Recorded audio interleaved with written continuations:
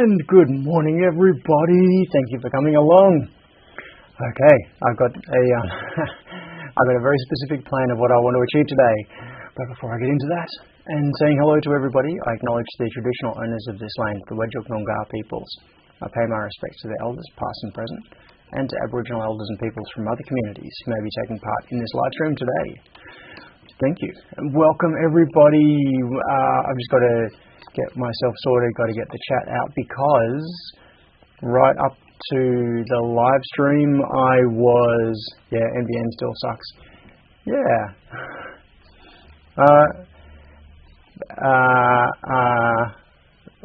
Hang on. Okay, I've just popped out the chat.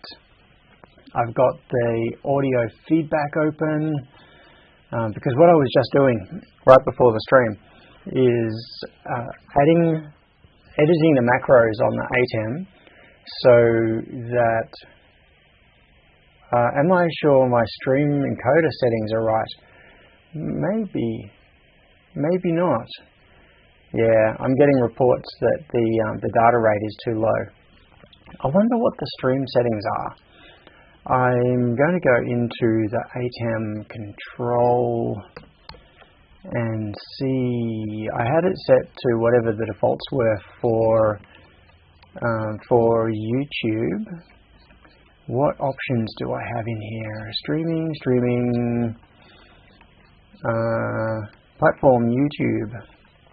Yeah, I just selected YouTube as the streaming platform, and then it sets all of the parameters to whatever that is. It's just complaining about my bit rate. Output stream, stop streaming, display stats. No, I don't want to stop streaming. Remove all imported settings. That is I'm just going into options. No, I don't think I have any options. It's all being done, like all of the encoding is being done in hardware in the ATEM. And then, okay. Alright. So, the reason that I wasn't quite ready was that I just added another camera. Well, I had the camera set up, and now if I go to overhead, so looking at the stuff that's on the bench, there is a camera right here. And the microscope is now set up with that as well. Oh, look, we've got a ghost effect. There we go. Alright. So, Stephen is not here. Austin is also totally not here. Who else? Some call it fun was grabbing coffee. Chip is here. Amanda, Emmy is here. Kim and Steve the Squirrel. Dustin is here. Good morning. Johnny Bergdahl is here. Mitchell is here. Yes, thanks Mitchell. We've got the audio up and running. Simon, Russell. Okay, so what I'm going to do today is get the, Mitchell asked, I'm not streaming through StreamYard. No.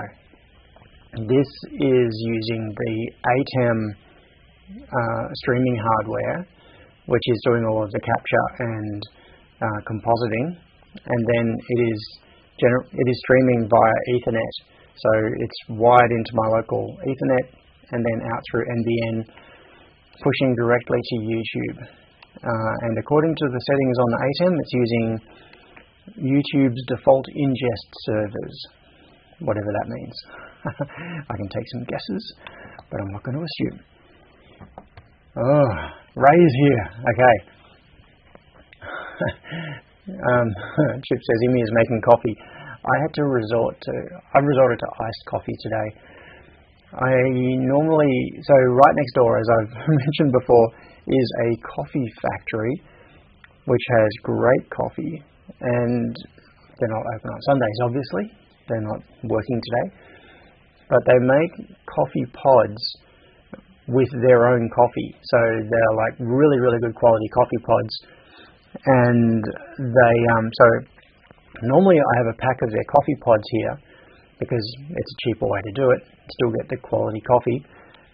And it's super fresh because it's ground next door and then put into the pods. And normally on weekends when they're closed, I can use my coffee pods, but I had the last coffee pod on Friday. So I have no coffee here today other than this, which has iced coffee in it. But it's in a mug so that it looks like coffee. Yeah. Okay. Now, David is here as well. Good morning, David T. So my plan for today is I want to get this. That working. And last time I was messing around with it, it was very awkward because I had it connected to the machine. I was trying, if everything had worked, it would have been fine. I'm talking in terms of the serial communication here. So the serial link from the OpenKayo control board to the Kayo pick and place machine. If the serial comms had worked and I plugged it in and it had talked to the machine, it would have been all good. But now we're in a situation where we have to fall back to actually doing some diagnostics and figuring out why it is not communicating. And in that situation, doing it on the machine, having to go and get the board, bring it back here, reflash it, take it in there, plug it in, do some testing, the cycle time is too long. It's a very laborious way to do, What's up with the stream quality? Asked expert Diz. I think it is the super crap NBN connection that I've got here. The warning that I'm getting off YouTube is that it says the stream's current bit rate, which is 460 kilobits per second, is lower than the recommended bit rate. Yeah, it is. No, it's not. The ATEM is good at streaming. So I don't know, other than the NBN connection being really bad, that's the only explanation I've got for this. It has never been this bad? Yeah, maybe. I have just thinking about how I can do this. I streamed once in the past off a 4G internet dongle, and that time when I did the stream from that mobile internet device, it worked perfectly. I'm in 8-bit mode. It's the 8-bit filter that's been applied. Alright, so what I'm going to do is connect a local USB to serial adapter in place of the pick and place machine. So my plan, alright, max headroom impersonations. Yeah, there's a lot of space inside this head. The cranium is mostly empty. Just a few brain cells bouncing around inside. Okay, this is my plan. I'm going to get straight into this. Alright, so what we have here is the OpenKayo, and I need to, I need to add the fuse, add CAN bus. I'll need to add a couple of things to it, but that doesn't really matter. So what we've got here is USB that can come in from my computer, and in fact might as well plug it in, and then the serial out here. So what we really should have is a very simple serial pass-through. That's the goal. That's what we want. And then what connectors do I have? I'm going to need a 3-pin connector. That's all right. I'll grab one out of the box in a minute. So there are two things that I'm going to try to do today. One is validate the serial connection. I've got to get that serial connection working, and I'm going to use this USB to serial adapter. Well, it's in 5 volt mode, so I'll put that into 3.3 volt mode. And with this connected into here, it'll just be USB in one side, going through the code on the chip, coming out this port here, so that second serial port, and on coming back into here, it's going to be serial, and then back out USB again. So what I'm going to try to do is just have a direct pass-through, and that means that I can very rapidly change the code on here to get this serial port working, and it should allow us to do some diagnostics much more quickly than what I was doing on the machine before. So this is another USB cable which I will connect back to my computer. I'll plug that in there. I'm not going to actually connect all of this yet, but if I plug this in, that powers up. So this is now this is a USB serial port coming off my computer, ending here, and this is the USB connection going to the ESP32S3 with the serial connection there. I'll put those out of the way, don't need those. So the first step is I need to get a 3-pin header and attach this to it, and they are in a box over here. I'm going to pull out, whoops, what did I drop? Something just dropped out of the box. I need a 3-pin plug to go into that. I could use a 4-pin plug because these particular plugs you can, they're kind of weird in that they're keyed in terms of orientation, but you can offset them. There's nothing to stop you putting the, what is this, 2-pin, 2-pin, 5-pin. I got them all labelled and stuff, but this box has got 2 full. I can't find what I need. 3-pin plug.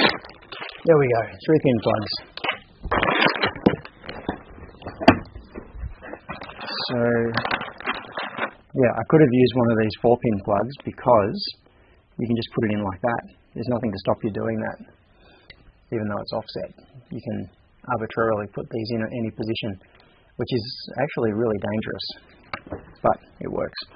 So then I want that going in there. It's not fully plugged in. That doesn't matter at this point. And I want a little screwdriver. So these plugs, does anyone notice that screw terminals usually come screwed closed, which is so annoying because you've got to every time you use them for the first time, you've got to unscrew them all. It'd be nice if the factory supplied screw terminals unscrewed. Okay, what have we got? We've got the purple is ground, which is down there. So RX in is the next one up, which is going to be TX coming out of here, which is white. So we want purple, white, grey as the order. It's going to go in there. Okay. So I'm going to get back to the chat in a minute. What I really need is a monitor dedicated to the chat with the, basically massively zoomed in so that all of the text is huge and I can just glance up and read it really easily. Okay, so I'm just going to verify before I plug this in. So grey is RX in. This is just a test. Richard, the test worked. Alright, so RX in is grey, which is up there, and that's going into TXO, which is out. And white is TX in, going to RX. TX out, going to RX in, and ground is ground. Alright, so if I plug this in, all the smoke will come out. No smoke came out. Okay. So now we've got USB serial going to OpenKayo, and it's time to jump into some code. Alright. What am I doing? That's right, looking for Arduino IDE.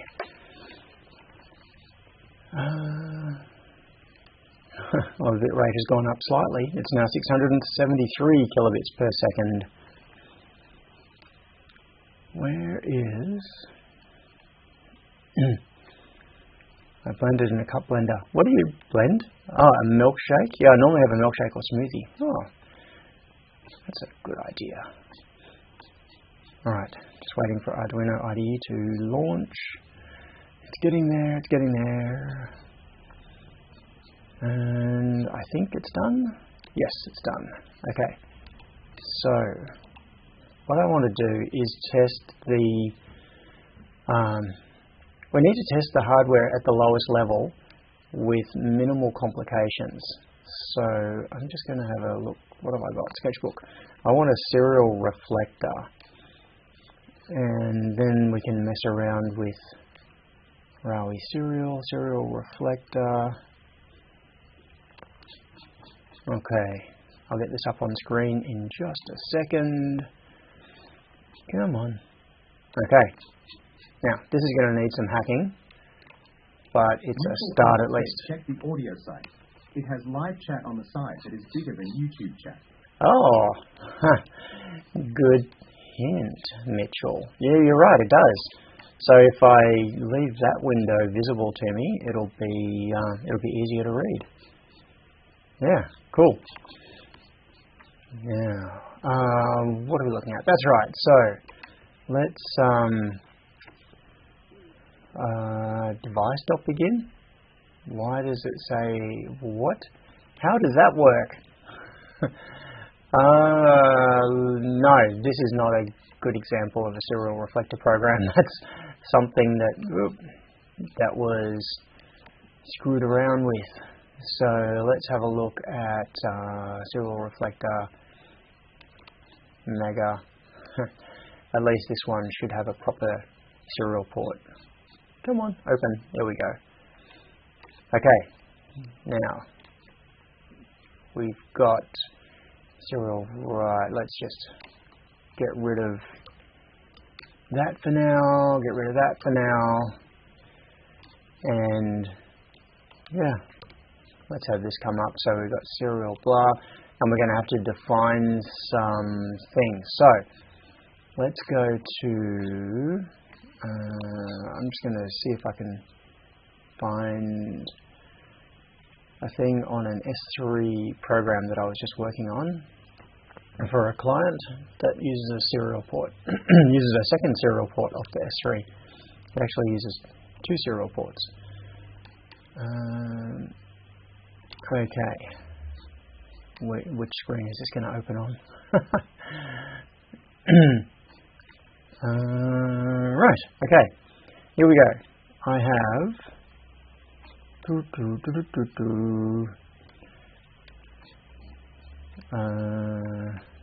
have something here that we can use. So I'm going to go to this. And 115.200 8M1, say Kayo RX pin, Kayo TX pin, get rid of that, and I'm going to do serial 2, so this is the serial 2 object, and that. Alright, so what should be happening here is, if a byte arrives on serial port 2, it writes it to the default serial, which is the USB connection, and vice versa. So what this should do is simply reflect through between the 2 ports, which is between the USB connection on serial and the second on here. Of course, we don't have any pins defined yet, so to fix that, I'm going to go to come on, waiting for the file menu to open. I don't know why, but in Arduino IDE, it can take 20 seconds to open the file menu. Open recent, oh, it's not in there. Alright, I'm going to have to go into Finder, Firmware, OpenKayo. All right. And open. Just waiting for it to open. Okay. Here we have the OpenKayo firmware, and what I wanted was the config. So we've got, here we go, Kayo RX pin, Kayo TX pin. These should be the pins that we patched. So now we've got Kayo RX pin, Kayo TX pin, and what else did I need to do? Just having a look at the other serial object. No. Alright, this should be it. So what I want to do is break this down to be the simplest possible case where there's nothing but the USB connection, a serial port, and a couple of pins defined. So this will allow me to figure out what's going on with that. Where is that plugged in? Yes, it is. Okay. And come on, tools. No, I want ESP32 S3. I'll wait for that to load its thing. Spinny, beach volley. It's got to reload its environment because I changed processors. Come on, there we go. So upload, I want CDC on boot enabled, otherwise we're not going to get any USB data coming through. Port is the S3 dev module, it's that one right there, and upload. Time to switch to the new Arduino IDE, says Johnny. Yeah, maybe.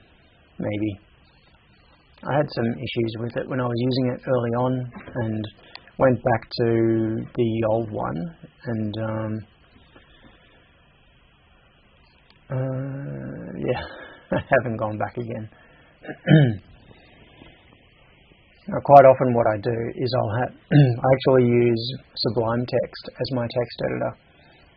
So it's fairly common for me to have Arduino project files open in Sublime Text and be using that as my editor and just use the IDE for clicking upload for running the compile.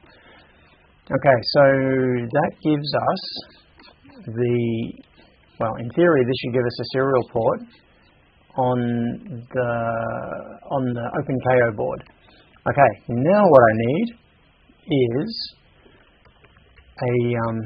a serial interface on that USB to serial converter, and I'm going to do that using CoolTerm.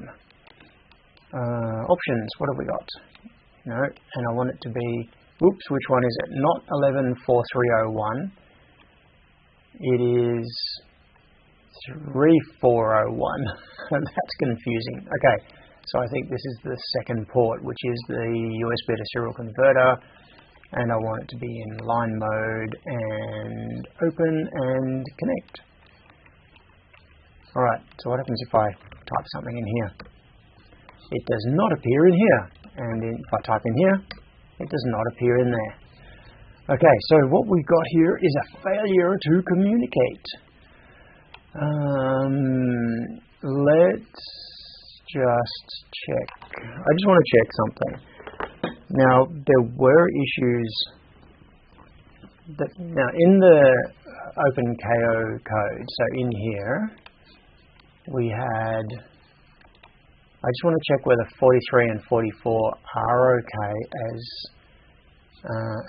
pins, because this is what was used on the ESP32, and this is for the ESP32 S3.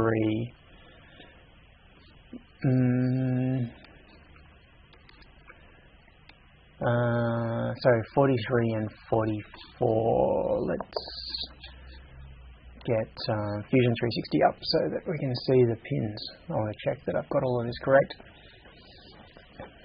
And just because I'm going to try swapping the pins. The usual thing.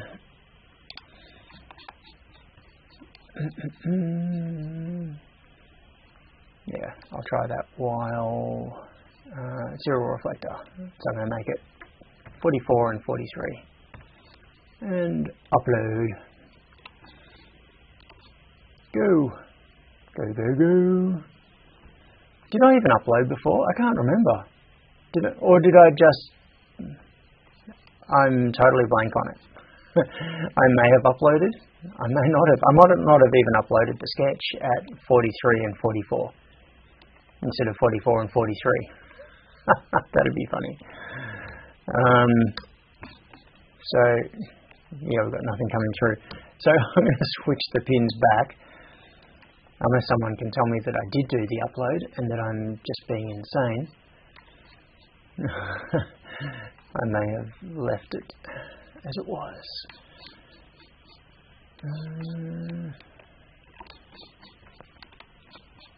They are the default serial pins. So Stephen W. Okay. Now there is a, where are we? Pins, pins, pins. I'm just looking at another sketch that's off screen at the moment. Oh, it's 43 and 44. Oh, hang on. 43, 44. What I'm looking at right now is a project. Yeah, let's see. Nope, I do not see anything in here. That is slightly baffling. Okay, let's come back into here and do a quick check. So I've got some code on my other screen that you can't see, which is in a client project. And unfortunately I can't show this to you. But the interesting thing, so this other client project that I can't show is for an interface that talks to an industrial washing machine. It's for a payment gateway interface. Hang on. I need to mute for a second.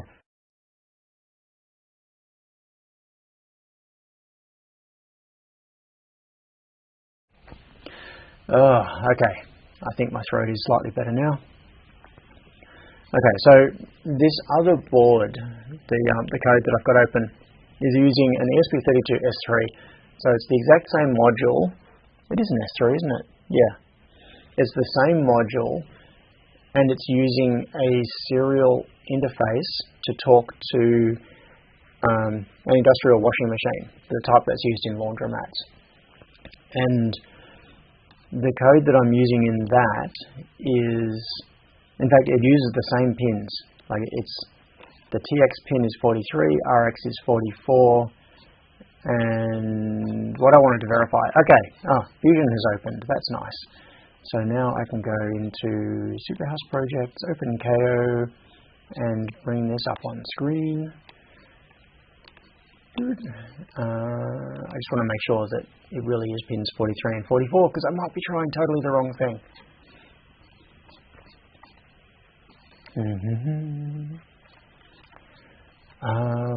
Where am I? Here. 40. Oh, that's CAN. Yeah, okay. So 43 and 44. IO 43 is TX. 44 is RX. And if we switch back to here, alright, hang on, 43 TX, 44 RX. Okay, so we want, but the terminology is backwards. That's because the TX pin is defined first, because this is the pin on the KO. This is one of those situations where you can think it through all you like and you'll still get it wrong. So the actual serial begin starts with the pin that is the transmit pin from the point of view of the device that we are running this code on. So this is actually the TX pin, but it is the RX pin on the KO. So for terminology's sake, let's change this. Oh, hang on.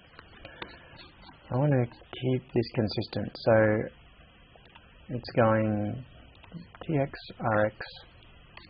Just going to have a look in this other code. I wish I could show this to you, because then it'll be easier for debugging purposes. Alright, so we've got serial2.begin, and then we've got a serial interface, blah, blah, blah. Yeah, that is all it's doing. The only real difference is whether it's TX and RX. So let's go to keep the terminology consistent and reduce some confusion.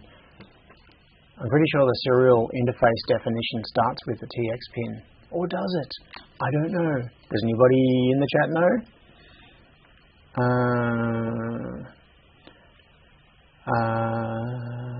Yep. Yeah, so what I've got here, yes, you can use both and assign one to serial and the other to serial 1. Yeah, that's what I'm doing. So we've got,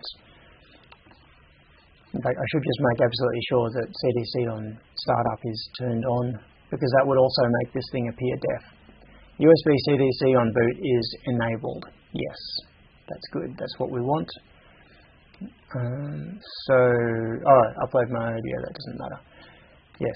So this scenario is, apart from a whole lot of logic, this is exactly the code that is running in the interface board that I designed for the industrial washing machine. And it is doing exactly this. It's using serial.begin as the, I'm just wondering if I can paste in some code here to show you without revealing anything that shouldn't be revealed. In fact, it's actually got 3 serial ports. On this board, I'm using 3 serial ports, not just 2. I've got a USB interface for debugging on serial. I've got serial 2 being used as a serial interface to the washing machine, and I've got serial 1 being used as an interface to the payment gateway. So what you're seeing here is actually a simplified version of what I've got running on the gateway. So RX pin. Now maybe the serial interface does define RX first. Let's see. Arduino serial begin. Let's see. What does it have? Speed config. No, there's config. There are extra arguments if you're doing it on ESP32. So begin ESP32. Let's see if there is an answer on here. Yeah, RX16, TX17. Where's the format? It just says 2625. Come on, tell us which one is which. Which way around is it? Does it define the TX pin, then the RX pin, or the RX pin, then the TX pin? How about an answer, please? You can see, because these are purple, that I've been to these things before. Alright, let's try this one. Okay, RX pin 14, TX pin 13. So 13 is TX. Yeah, it's defining TX first. So TX. Mitchell R said check chat. Check chat. Okay. RX and then TX. Okay. So that is. Steve the Squirrel says, remember to make sure that your Arduino board has multiple serial ports available for this to work. Yes, it does. There are 3 hardware UARTs in the ESP32S3. So, but yeah, okay, so RX and then TX, that is the opposite of what's defined here, unless this example is screwed up, because it's got defined TX pin 13, and then it's not using the defines down here. So who knows? Who knows? Alright, I am going to... hang on, Murphox pin 14 is TX.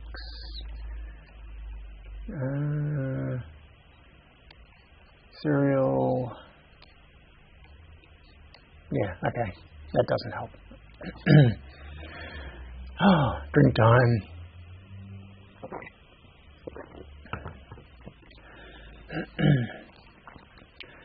Doing these streams is a real test of my voice. I'm losing my voice right now. And I've only been talking for half an hour. That's terrible. Hang on.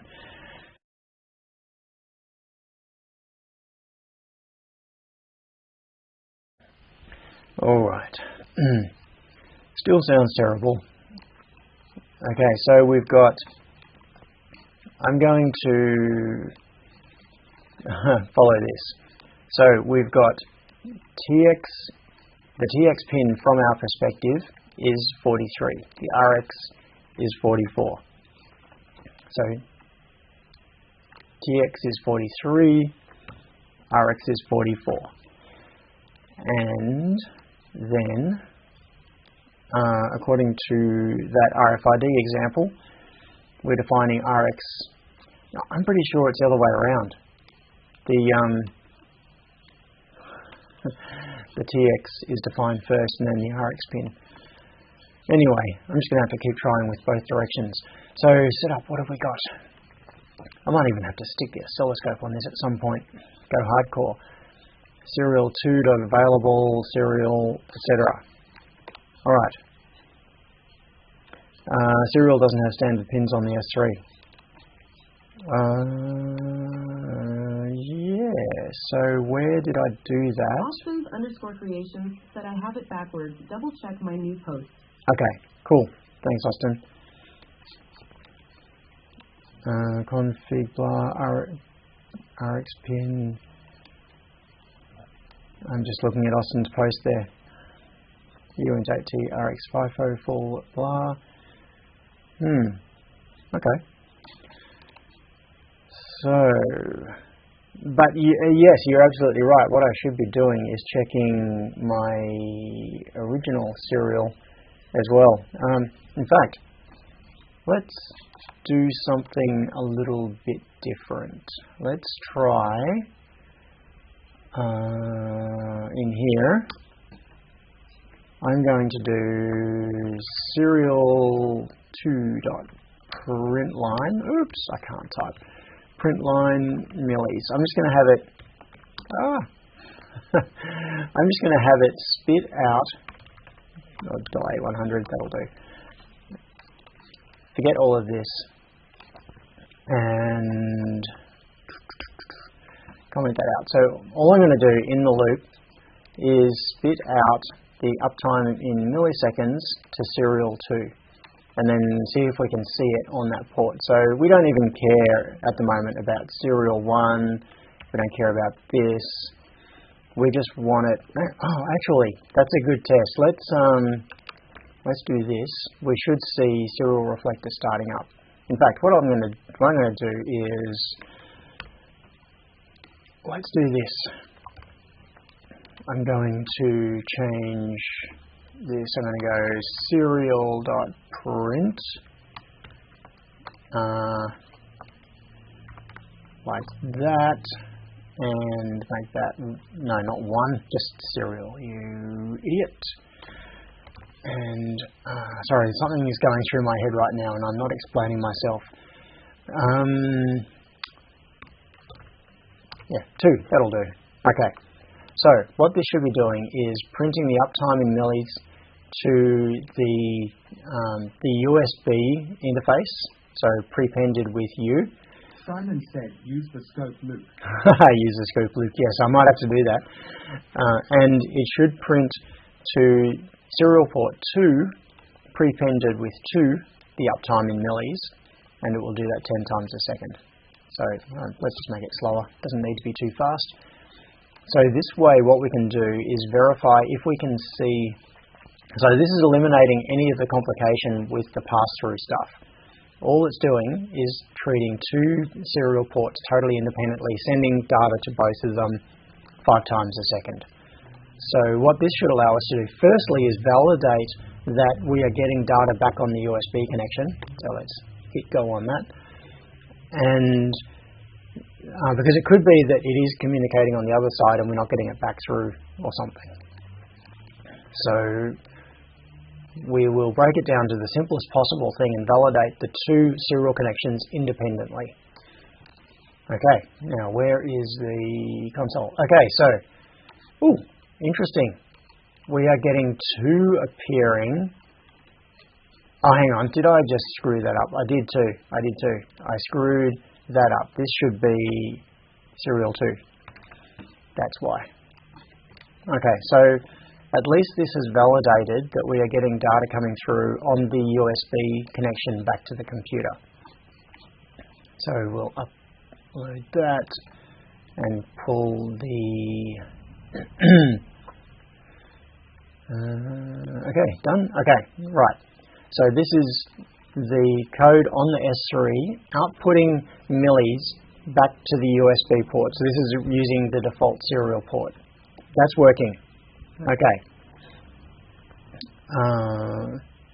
Okay. Oh, Austin says, I'd add a 2 to 4 second delay after starting serial before expecting a readout. I find it takes a moment for the computer interface to catch up. Yes, on the S3 it does because of the weird way that it does the enumeration, which takes a moment. But in any case, we have, so yeah, you often miss the first few bits of output on the serial interface coming up on USB. But the nice thing is that now we have data appearing on the USB port. So we know that, and that's coming from this line right here. So we know that the USB interface is working on serial. So now we need to check what's going on with serial 2. So serial begin, this one, is working. That's the USB serial on the S3. Because in here, under Tools, I turned on USB CDC on boot. So that's enabled. That is allowing the USB port to act as serial 1. No, not serial 1, just serial, like default serial 0. Alright, so serial 2. Let's see what's going on with that. So the way to tell if there is anything coming up on that is, let's go back into CoolTerm, and we have not seen anything. So let's just check some settings in CoolTerm. We've got disconnect options. What have we got? Raw mode, line mode. Yep, serial is 113401, and none of the rest of it should matter. And yeah, I think I am possibly going to have to go to the scope in a moment and connect. Come on, connect. Why aren't you connecting? Ooh, I wonder if this is indicative of something else weird going on. Connected. Okay. Well, it thinks it's connected. Alright, I'm going to stick that up there in the corner. And in here, I am just going to swap these pins again and re-upload this with no other changes. And ideally, what we want to see is once it reboots, we should start seeing data appearing up here in the serial interface. If it doesn't, it's going to be scope time. Because I don't know what's going on. We should be outputting data on this pin, on the TX pin. And we're not seeing it. Yeah, we're getting it on that one and not the other one. Which makes me wonder whether there is some kind of a hardware fault going on here. Like an assembly fault. I don't know, screwed up a pin on the module or something. Oh, that's a very good point. Austin said, not using a TCL adapter with LEDs. Yes, I am. I wasn't even looking at it. And there are no LEDs. Well, there are LEDs, but they're not flickering. So this is the USB adapter. So the other thing to do, of course, is check the USB adapter. So it's in 3.3 volt mode, and it's got LEDs on here. For TX and RX, they're next to, the LEDs are right next to the pins. That blue LED that you can see there, that shows that power is available on this interface. And then we've got two LEDs next to it, which are for transmit and receive, and neither of them are doing anything. So we've got nothing.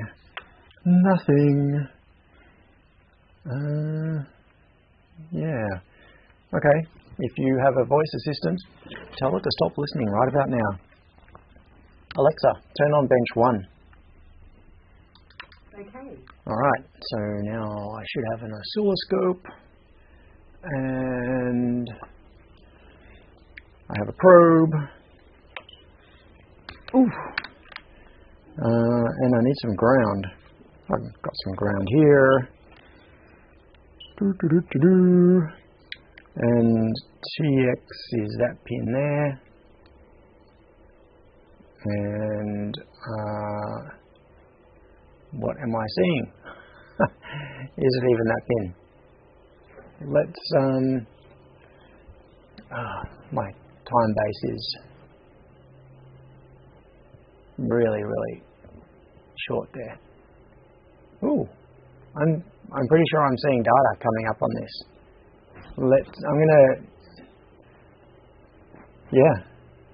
I think I'm seeing packets of data. But what I'm going to do is, hang on, is that inverted? What voltage is that? Hang on.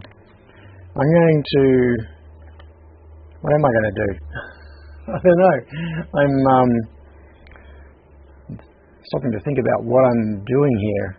So that is RX, which is not seeing anything.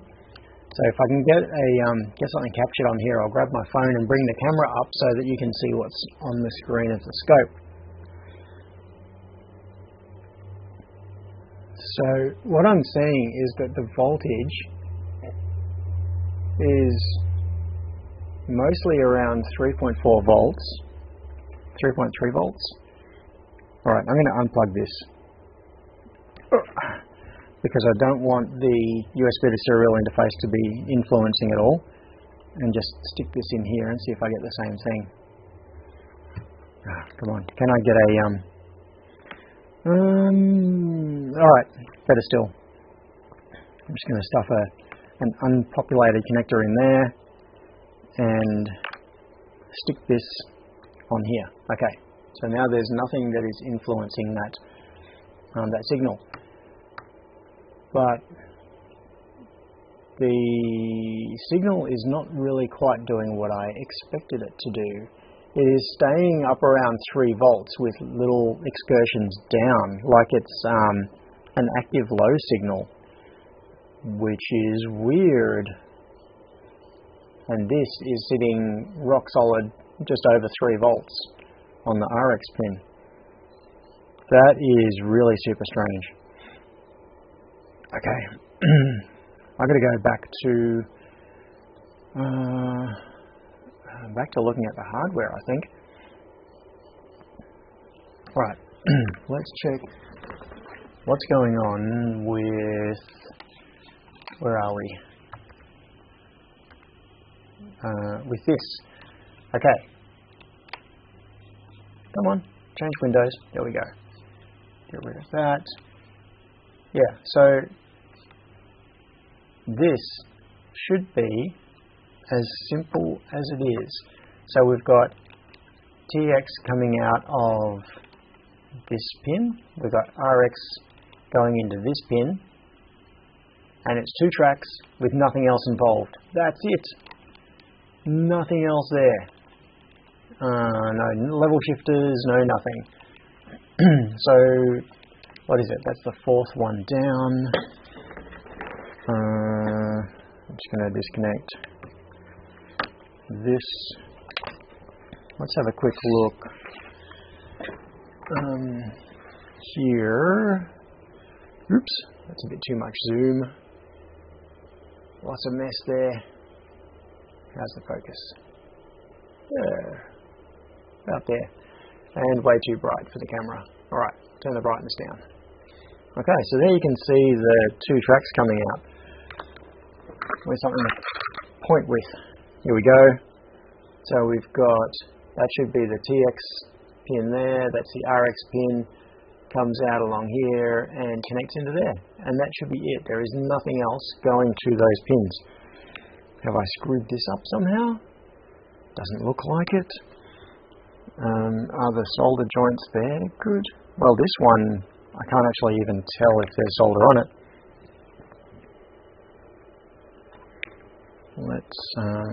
Let's get a better look at that.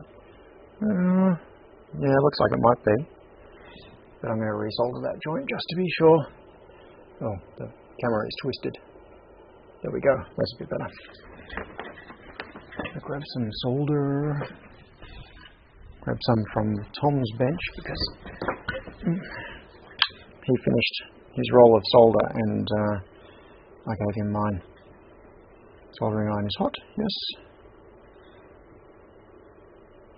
Okay, and I'll reflow these joints on either side just in case there was something going on. Okay. Now there is nothing else in that circuit, so why are we having such difficulty with getting something coming out of there? Alright, back to the scope. Catch a bit of ground off that shield, and that's TX.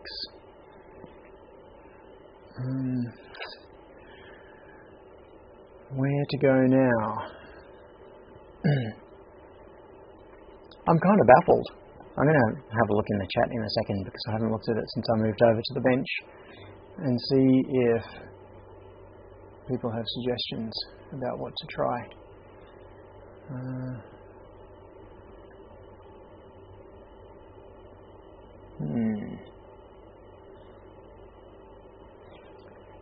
Hang on. I'm going to set the trigger. Yeah. Alright. This looks like negative going data. I'm going to grab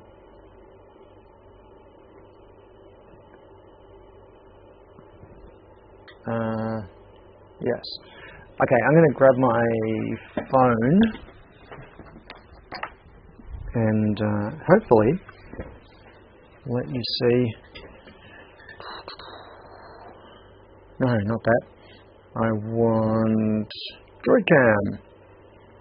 DroidCam.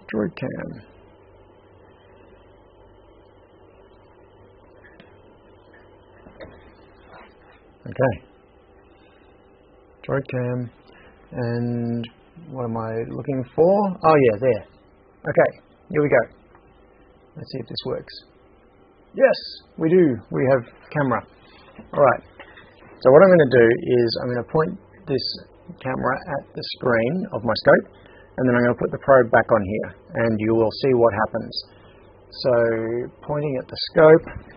Oh, grab the thing with... Oh no, the ground thing came off. Alright, I should have got a better ground connection. Stick this onto... Oh, come on. Onto there. Alright, you see that? And you see how it's changing? That is data coming out of that port. That's a packet of data. Every 200 milliseconds. In fact, you can just about see the increment.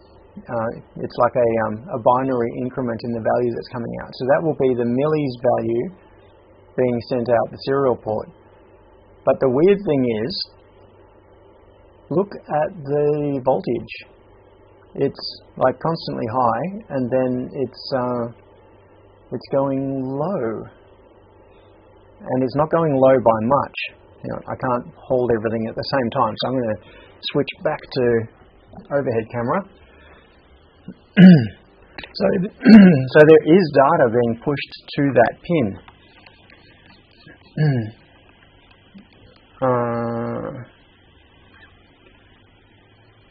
Yes. Oh, okay. Yeah, I'm just jumping back in and having a look at the chat. Yes, maybe there is something wrong with the ATEM configuration. That is very possible. There. Yeah. Yeah. DefBomb said probably an OBS setting. I'm not using OBS to do the streaming. I'm using the 8M is pushing the data directly out its Ethernet port. Yeah, but Stephen said it went from good to bad and has remained bad ever since the first bad stream. So it is possible that something happened, a configuration change or whatever it might have been, at some point, and then it's been bad ever since. Yeah, Donna says it's floating. What's the pin config? Yeah, if it's set up as a serial port, it shouldn't be floating. Like the TX pin should be being driven directly. Austin says, was there a firmware update? I don't know. Lachlan's offering his internet connection. Johnny says MCU UARTs are idle high. Okay. So that means we are successfully pushing data to that port. So that pin. So why was it not appearing on the USB to serial converter? Austin says, or even updates to your network rack gear. I don't think so. I'm running, I think it's Andrew Fisher's Unify Security Gateway, the rack mount one, and I don't think that's had an update for a while. Yeah, check connections on the UART board. Yeah, good point. I'll make sure that there is actually something getting in there. It could be that all of this could be because the screw terminals are not contacting properly on those connections. So could end up just being a stupid hardware problem. All right, unplug that. Now let's see if we are getting a signal at the other end. All right, so at the moment you won't be able to see this, but I'm just going to verify. Yes, I am getting packets of data to that point, which is on the grey pin, but am I getting it to the RX pin here? Let's see. Sadly, you won't be able to see this. I am. There are packets of data coming in. Yeah. Checking at this end, I can see packets of data on the RX pin. So maybe there's something going on with this USB to serial converter. That's quite possible. Let's try, hang on, I'm going to have a look. Over here I've got a USB to serial converter. Yes, okay. I'm going to grab a different USB to serial converter. This is one that I was just using like a few days ago on that washing machine project. I know 100% that this one works. I was just using it, but I'm going to put it into 3.3 volt mode. And what have we got? Ground is purple in this case, so we want ground going to there, and I'll just verify that I've got the right pins.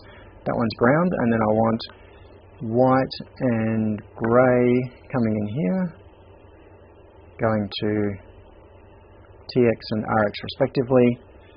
Plug this in here. Oh, look at this! Can you see? That LED is flickering. Just there. That is the receive data pin. Could it have been this USB to serial converter? Okay, let's go and check the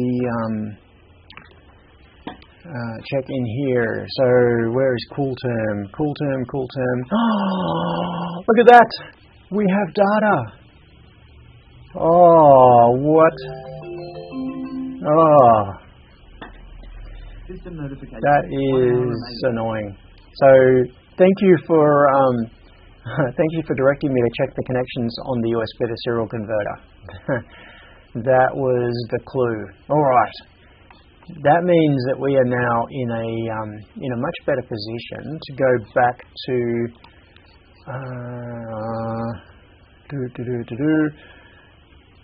back to here I'm going to move this off the screen temporarily. I'm going to close that. We don't want that one anymore. Because what we can do now, and I'll bring this across here, and I'll bring this back up onto the screen for reference. So we now know that this code is working in terms of sending, in fact, just as a final verification before doing anything else, let's reinstate all of that, and I'm going to get rid of that. So this will turn it back into its serial pass-through, and then I'm going to upload that to the ESP32 again.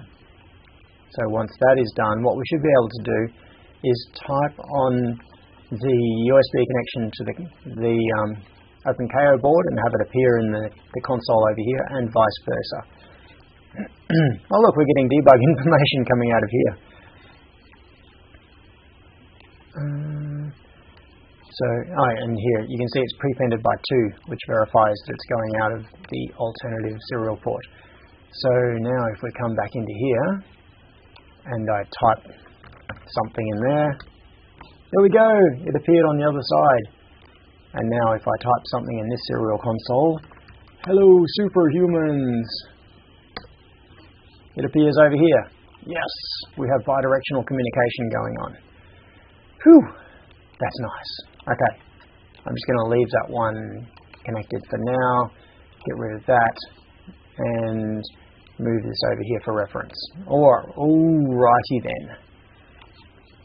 So, what we've got is, over here, Kayo RX pin 43, TX pin 44, which matches what we've got in our config. That's good. Now, in here for opening the serial port, let's see how that is being done and make that work.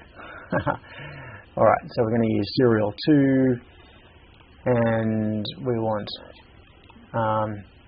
it was TX pin and then RX pin. Okay, so we want TX pin and RX pin, and also I'm going to have to change all of the references from serial 1 to serial 2 throughout the code. So let's find serial 1, replace it with serial 2, all, let's see, find. It probably won't appear in that many places.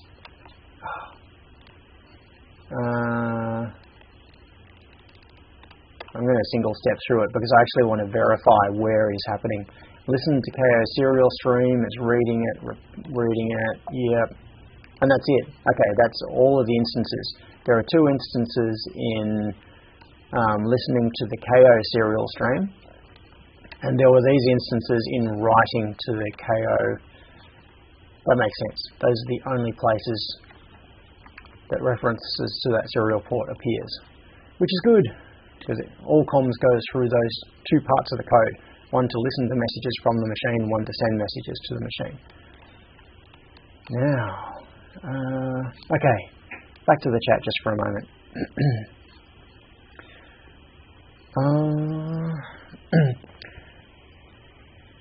Andrew said, will that boot up debug info confuse the Kayo?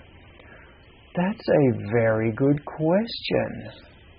Yes, because it is sending that, as we saw, it sent that message. I don't think it will, because the Kayo uses checksums, and that is a good point though. I wonder if we're going to need something like a tri-state buffer on that serial port, because what we could do is have a tri-state buffer on the TX line, and have it controlled by a GPIO on the ESP32. So when the ESP32 starts up, the TX line is totally isolated and it can't send any data out to the Kayo, and then when it finishes booting, it turns on the output buffer and then data can go through. So that is actually a really good point. I hadn't thought of that. If we come back to here, Yeah, so this got dumped out of serial 2 at startup, which is not good at all. Yeah.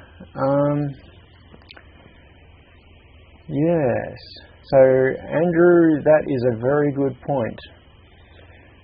Oh, Henrik is here. Welcome. Can you disable the debug, says Stephen W. Maybe.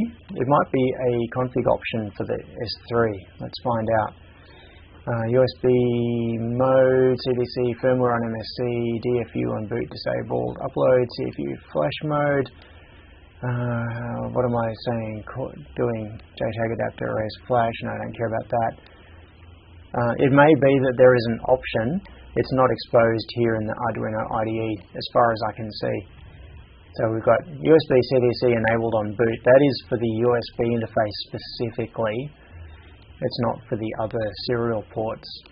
So I think it would be a really good idea to add a controllable buffer on the TX pin so that we explicitly have to turn on comms before talking to the KO.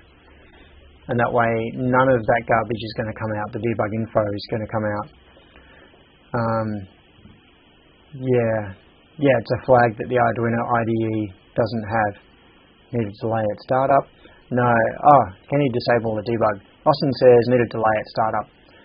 Yeah, that delay though won't stop the garbage coming out. That boot up info coming out serial 2 at startup. I wonder if that's a difference between serial 2 and serial 1. Like if I use the serial 1 object instead. I don't know.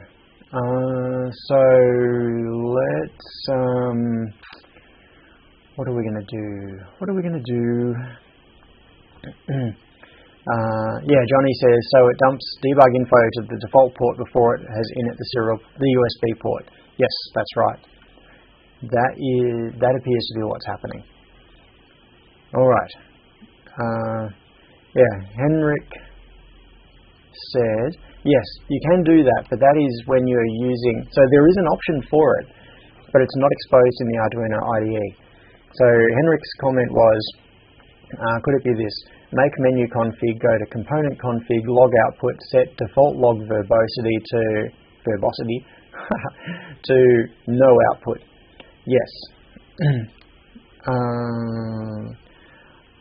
Oh, Austin, yes, I think you may be correct there.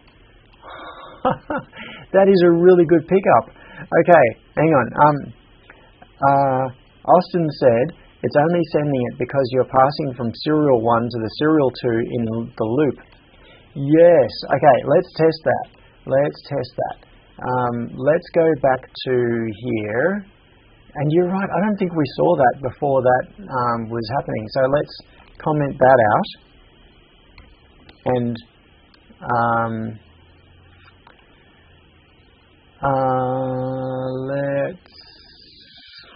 in fact, no, what I'm going to do is I'm not going to comment all of that out. What I'm going to do is say if serial 2 available, then write it to serial. I want that, but I'm going to comment this one out. So it's basically going to be a single direction pass through now, and we are not going to have the info that appears and up in here. I'm just going to clear the screen. So we're not going to have, yeah, maybe all of this was a red herring and it was my own fault for doing that loop back. Oh no, there we go. We can see it. Look at this, even without the loop back. Or was that? No. This is happening early in the boot process. This is not actually even when. Now, just to be sure, I'm going to clear this. I'm going to press reset on the. Where is it? Where's the reset button? Oh, there. Reset. And if I press reset on the S3, yeah. See, we're getting that coming up. All right. Yeah. At this point, our code isn't even executing. This is early in the boot up process of the ESP. Well, damn. looks like I'm going to be sticking a buffer on there. Okay. Yeah, that's right. Stephen W. says all that debug should be before the code inits.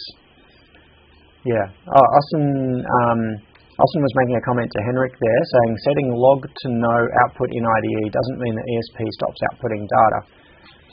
No, that is true, but I think there are flags that you can set in the ESP that is not, it's like a boot mode flag that determines whether it outputs debug info or not. And you can control that if you are using ESP IDF. There are flags in ESP IDF that allow you to turn off the debug info. But, and that gets stored like in a flash setting or something within the ESP, and it is not dependent on the code that is running on it. It's like a setting for the processor itself. But we don't have access to that. So to be on the safe side, I think a buffer is in our future. Okay, now there are a couple of things that we can do here. I'm thinking about how much time we've got left, which is 48 minutes, plus whatever I happen to run over. And in that time, what I want to do is check this. Well, I'm thinking about this now. It is possible that the code that we were trying last week was actually working, but because it was outputting all of this garbage,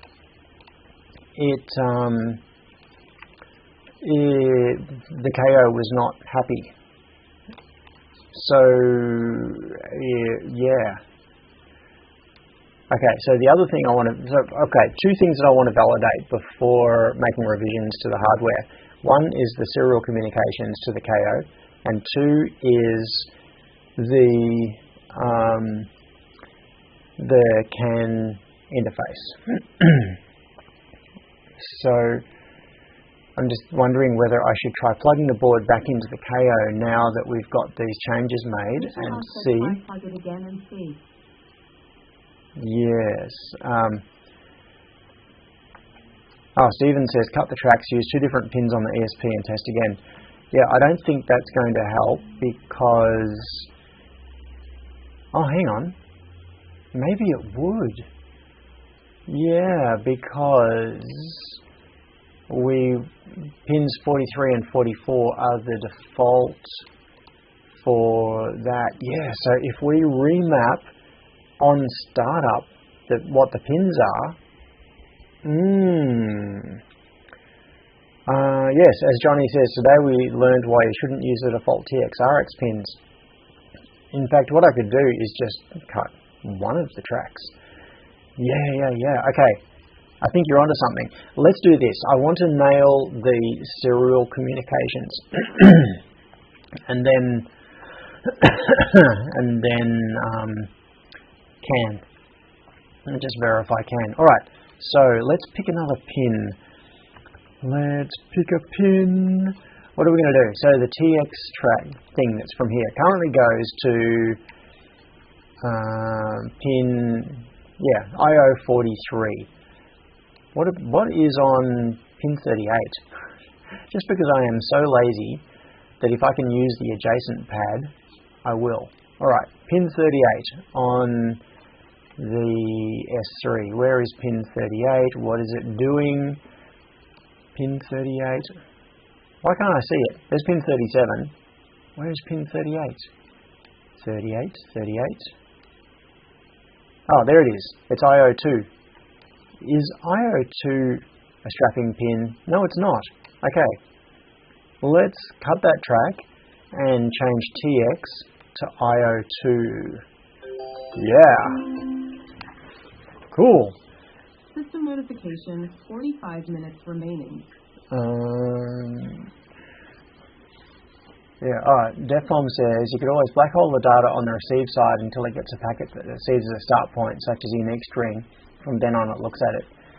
Yeah, I don't think that's going to matter because it's just going to ignore the receive side anyway until the serial port has Oh yeah, I see what you mean, because it might think there is something trying to upload to it, which could stop it from booting. Well, that's an interesting point, but let's just try this. So what I'm going to do is I'm going to cut this track, the transmit track, and I'm going to patch it across to pin 38, which is the next one adjacent to it. And then, in fact, let's go full microscopic. Got to unplug that, chuck this under here, get some focus, a little bit more brightness, a little bit more. There, okay. So what I'm going to do is cut this track right here, and I'm going to patch it across to IO2 here on pin 38. So, where is my little trusty buzzy? More light from the side? Yeah, okay.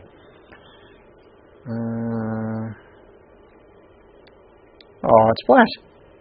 My trusty little, no, you can't really see it. My trusty little grinding thing is flat. That sucks. I'm going to have to do it the old-fashioned way with a scalpel. Oh well. Going crude. Alright.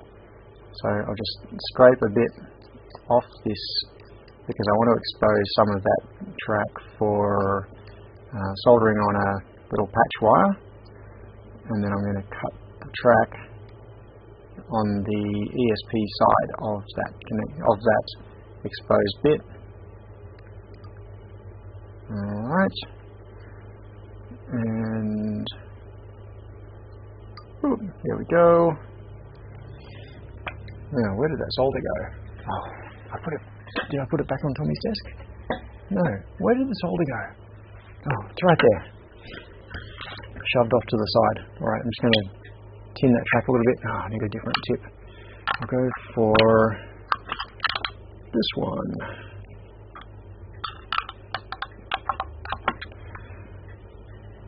Okay. Yeah, it looks looks huge there on the microscope, but it's actually, so see this solder here that looks enormous? That is 0.6 millimeter solder. And it is a couple of times wider than the track. Yeah, the track is what, probably 0.254, so a quarter of a millimeter. Alright, now we need a little bit of wire. What have I got? I've got some wire in here. No. I need to get some. I've got wire up. Oh, hang on. Is that some? No, it's just twin hook up wire, but this'll do. Now, where are my cutters? Right. This is going to be, in fact, what I might do, because this wire is kind of large, I'm going to loop it around instead of doing a direct connection from one to the other. I'm going to route the wire in a loop and have it come back into the track on the PCB from the opposite direction. Just tin it a little bit.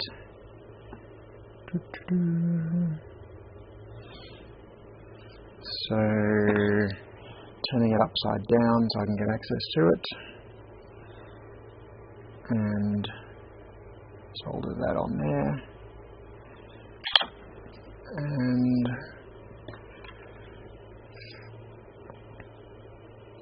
turn it all in a big loop. Oh, should be zoomed out a bit. Yeah, so I'm turning that in a loop, and then I'm going to solder that back on at this end to pin 38, which is IO2.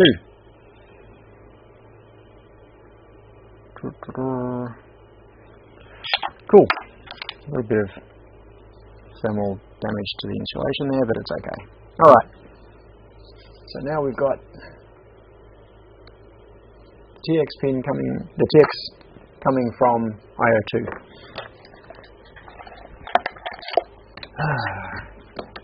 Things got into a mess. Got to move some stuff out of the way. And go back to here. Alright, so now we've got that looping back around. And I've lost everything. Where is it? Here. Okay, so back to here. We've got the USB to serial converter. Plug that in. That's now connected. And we'll go back to viewing here. So now we've got that, we've got that. We're going to clear data on here.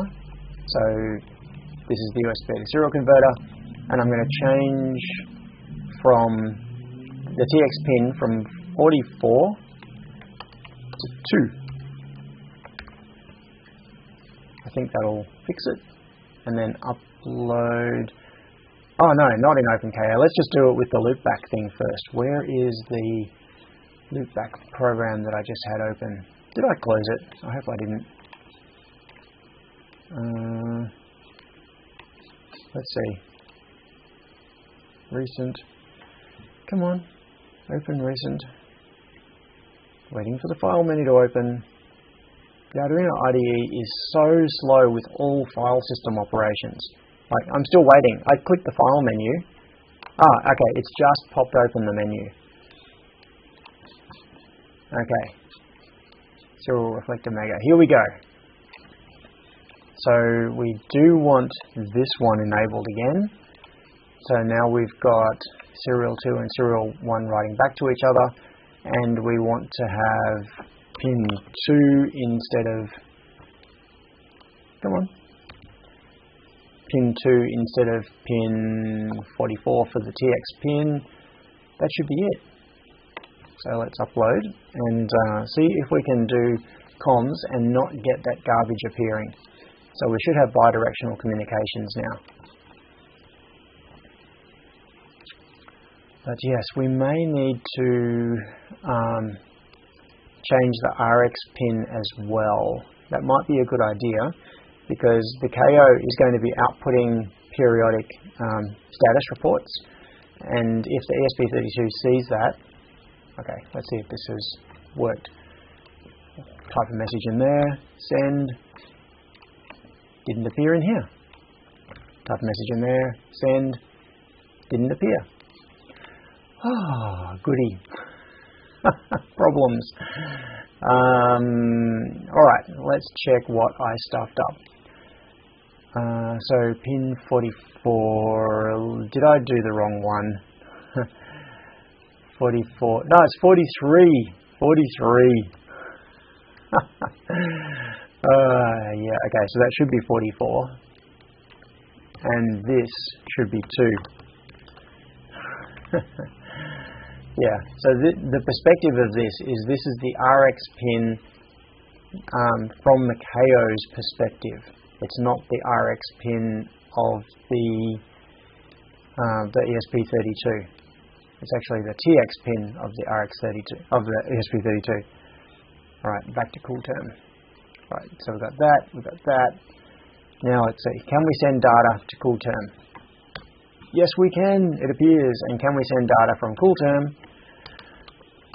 Hello again. Okay. Again. Superhumans. Yes, we can. Okay. So now I'm going to clear that and clear that. And now the test is I'm going to hit reset on the ESP, and we do not want any data to appear in here. Reset. Oh, we got a dot.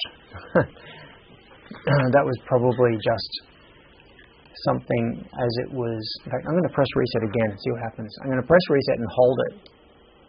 Okay, we get nothing. Now I'll let go. Oh, and we get a random character. _creation says add a comment so you remember the pin naming convention. Yes, that is a very good point. Thanks, Austin. So what I should do in here, this is the reflector code. So what I should do is add it in the Kayo code. Now, what I'm wondering about now is, should I go the next step? I have a feeling that I should. What I should do is have a look at what is on pin 35 and change that to be the RX. And that way we are not using the default pins at all until we define our serial interface and start using it. So we're not going to have any problems with debug info going out at startup. We've now fixed that. And we wouldn't have problems with data coming in on that port at startup, which the ESP is going to see, because it won't see anything on that port until we initialize it. So let's have a look. What is pin 35? Pin 35, where are you? IO42 TMS. I think that is a strapping pin, isn't it? No, it's not. But, yeah, that TMS, that's used for SPI related stuff, I think. Alright, what other, and all of the other lower pins. Okay, what about a higher pin? What about pin 39? That's IO1. Well, that could do. Yeah, let's do that. IO1, pin 39, and that is going to be that one right there. Okay, so I'm going to do the same thing. I'm going to cut the RX line here, and I'm going to patch it up to pin 39. So back to the microscope for more cutting and patching. Except that now I've got stuff in my way. Oh, it's not too bad. Alright. So I'll put a patch wire on about here and loop it around. It's a pity that TX and RX cross over each other now. So the other thing is I need to verify that TX and RX are the right way around from the perspective of the KO, because we've got it working now with the USB to serial adapter, but the KO may well have its pins around the other way.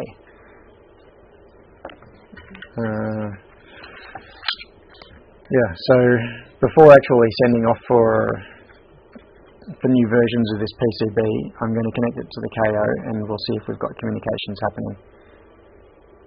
Alright, well this is very encouraging. It feels like we're making progress here. Right, so this one up here, that is going to be IO1. Yes. I was kind of baffled about why we weren't getting comms earlier. And, oops. So it looks like we had a couple of issues.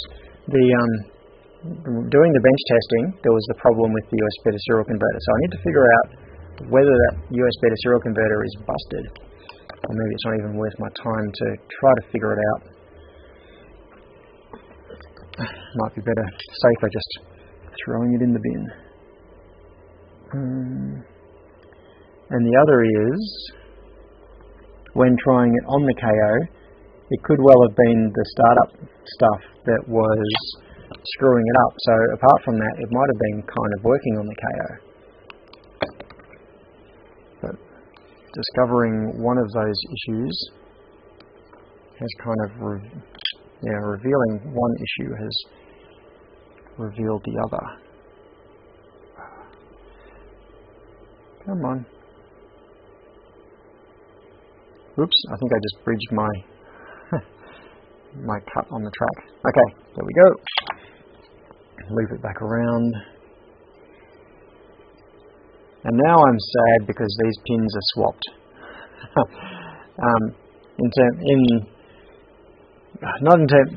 What am I trying to say?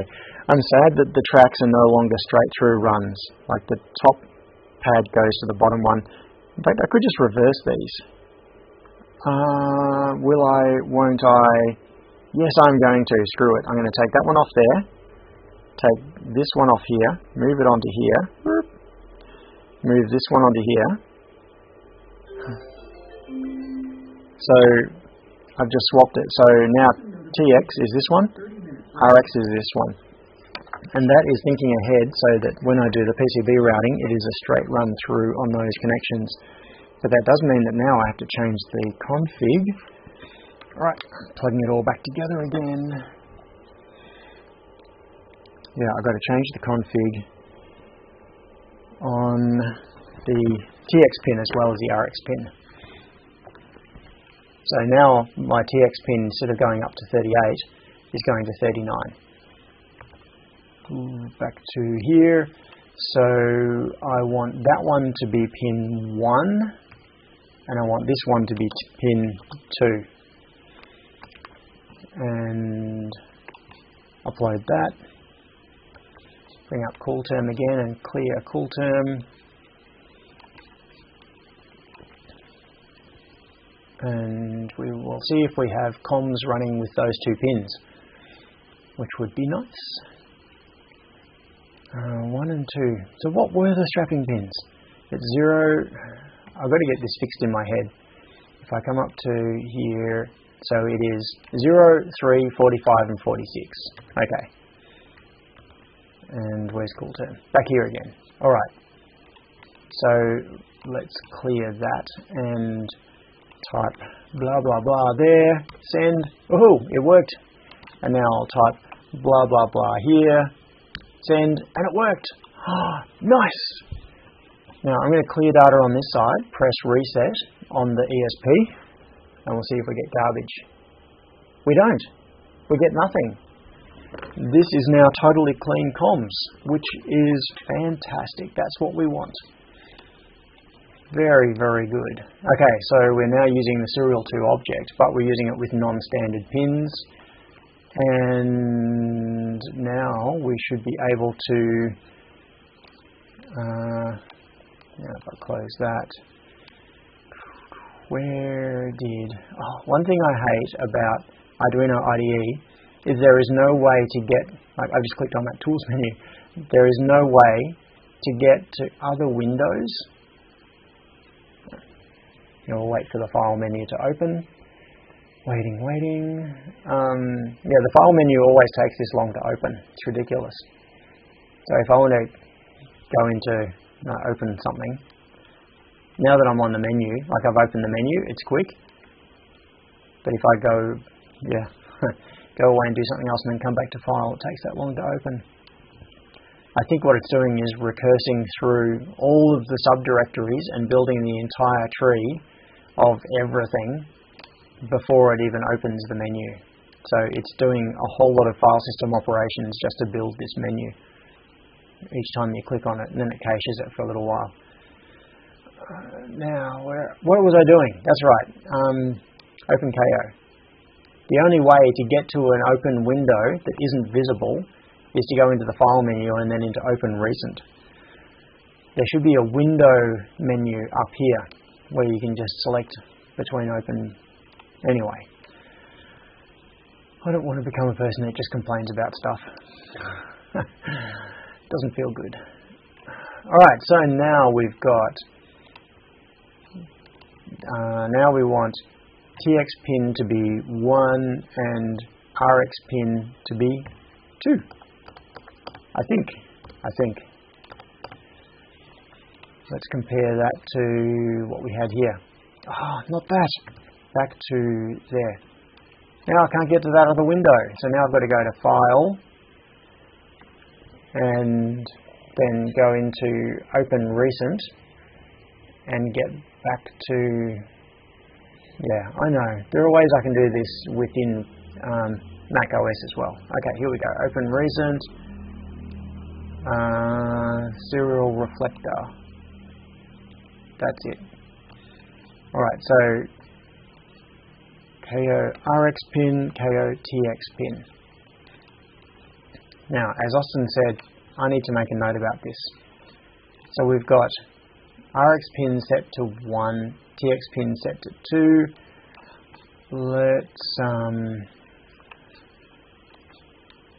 Let's try to get this right once and for all. I know that's ambitious. So, what we're going to do is, down here, this we know is working. So I'm going to paste it in there. Ka-choink. And then this, so it goes TX pin and then RX pin. So in here where we open serial 1, wherever it is, serial 2 rather. So we've got KO TX pin, KO RX pin. Okay, so that is correct. Alright, so that now matches, which means that this should be fine, that should be fine, and we should now have comms with the KO. So, I could now go and plug this into the machine and see if we can drive it around. So there are two things we can do from this point. I can plug this into the machine and see if we can make it move, or we can validate CAN bus. And I am tempted to plug it into the machine and see if we can make it move. Best way to do that. Okay, best way to do that is I'm going to grab... Hang on, do I have battery on this? Ooh, 7% battery. 7% on the... No, I'm just sticking this on a charger temporarily, because I'll probably only have a few minutes worth of power on that. Kill that, kill that, kill that. Alright. What can we do? What we can do is disconnect this. Yeah, because I also want to validate the TX and RX pins on the KO, because I may even need to swap these definitions again. Right, I'm just unplugging this. So I've got the board. What I'm going to do is grab a tripod. No, better still. I'm going to set my phone up on the tripod out there. And okay, droid cam.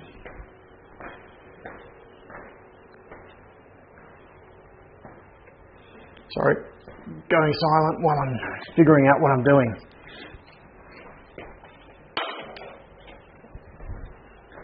Turn that on. Don't have the machine turned on. And I'm going to switch to that view, which is looking down on the machine, and then head back out there again, and we'll see if we can get this communicating. Alright, so just here we have the rack 32. I'll disconnect that. This is the serial interface going to the KO. Disconnect that. So I'll plug in the connection to the OpenKayo board. Plug this in here. Did I flash the code on it? I have a feeling I didn't. No, this will still have the serial reflector code on it. So I'm going to quickly reflash that code. What do we have? Reflash that. Yes, that's what we want. Alright, now, in the meantime, what's going on in the chat? Okay.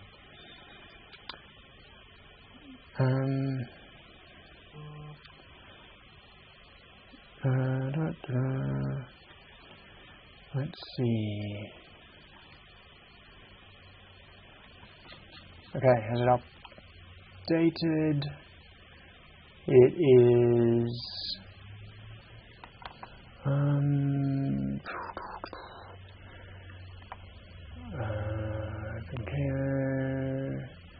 Yes, okay, it's updated. Next try. Hopefully before the battery in my phone goes flat. I need to get a USB power bank or something to plug into that so I can use it as a roving camera. Now, where's the USB? There it is. Okay. So that should now be ready to communicate with the KO. Right, I'm going to move this camera back around here. Step 1, turn on the KO. Step 2 is bring up OpenPNP, and I think I'm going to have to change the the serial port. So what have we got? Communications type serial, USB 0, because USB 0 is now gone. Oh no, it's there. Is that it? I don't know. We had this issue last time, didn't we? I was trying to figure out which port it was. Let's just try USB 0 for now and click on connect. No, invalid port. Yeah, so USB 0 was the I'm just going to try S0. USB 0 was the rack 32, I think. All right. Waiting to see if we get a connection. All right, I'm going to click on home. Looks like we're not getting anything. We should be hearing the machine move by now if that was actually communicating properly. So my next thing would be to swap the TX and RX and see if that makes a difference.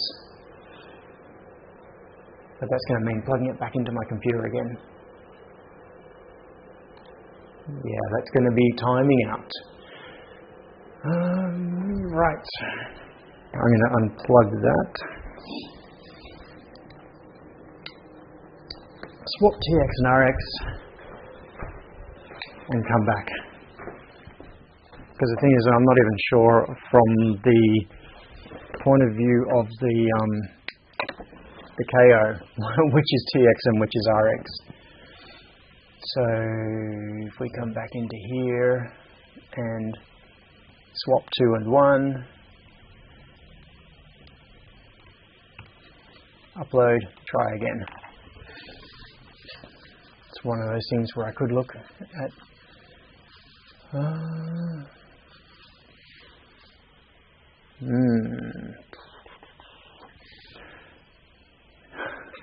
uploading. Yeah, I could look at it from try to work it out from first principles, but it's quicker just to swap and see. Right, gotta get that plugged in. Also, we could be back to that whole USB thing that was going on last week. Timeout, waiting for response, yes. Alright, let's try. Those ports have gone away. Let's come back into here, see if it refreshes. ACM 0? No. Which is the MGRL feeders is ACM 0. OpenKayo S0? I don't know. Let's just try it. Alright, so this is turning it off. This is going to have to time out. In fact, screw that. I'm going to quit out of that just to stop so I don't have to wait for it. Launch OpenPNP again. Machine setup, drivers, OpenKayo S0. Yeah, that'll do. And connect. Do I get anything? I don't get any homing. Alright, I'm going to have to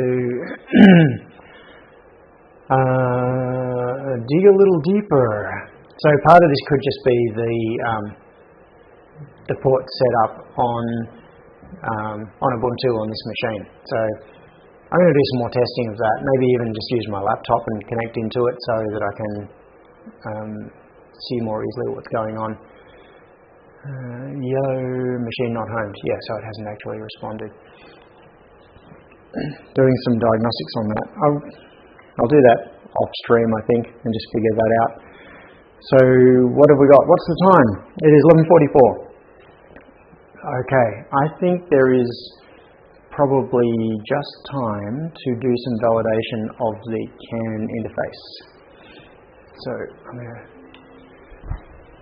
get out of that. I just heard the alarm from the other room saying that there's 15 minutes remaining on the stream. Okay. Alright, I'm going to make everybody seasick temporarily. And move this into here. Past the washing machine.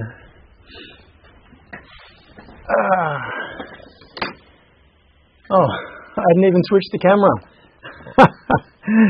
Oh, that's sad. So you couldn't have seen anything then anyway. It was just me talking to myself. Oh well.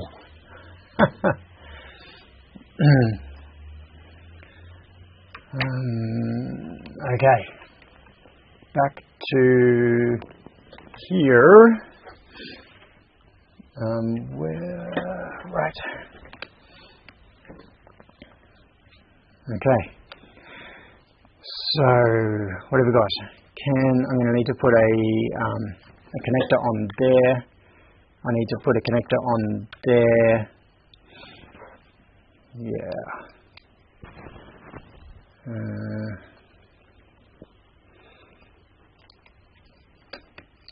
And I'll need to get some code on here for doing some basic CAN bus stuff.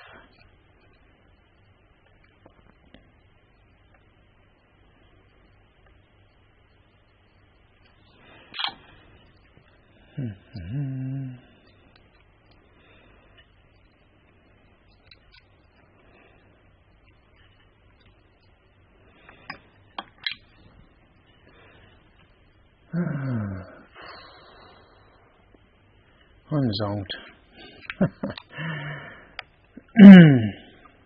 I slept so much last night because I was exhausted by the end of the day yesterday. I slept many hours last night. Woke up this morning still feeling tired. I'm so burnt out at the moment. Okay, so that's power. We've got, we need a fuse as well in order to pass power through there. Okay, so I need a fuse holder and a fuse. So right angle fuse holder.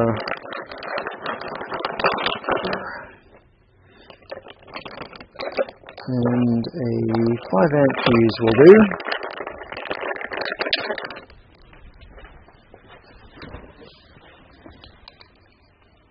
One of these should do nicely.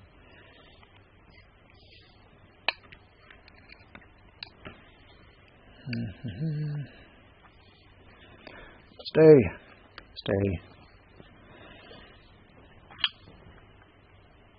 This is not really the appropriate soldering iron tip to be using for this purpose,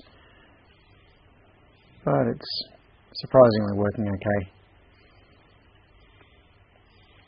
Should be using one with a bit more thermal mass to it.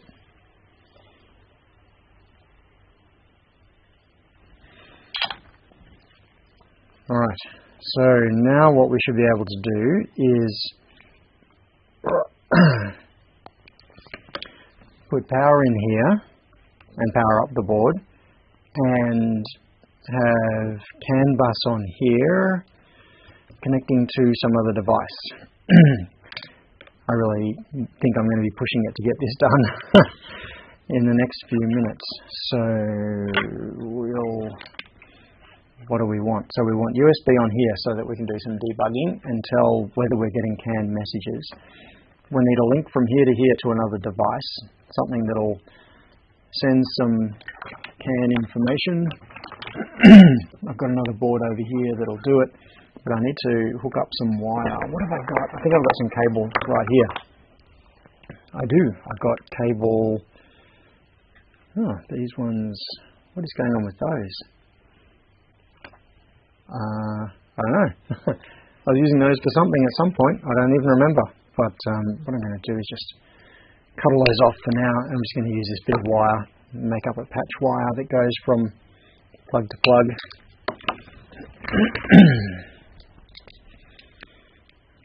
And see if we can send some data over CAN bus to it and see it at this end.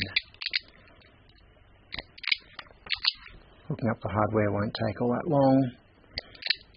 Finding an example for that can receive a code is probably going to take longer than hooking up the hardware.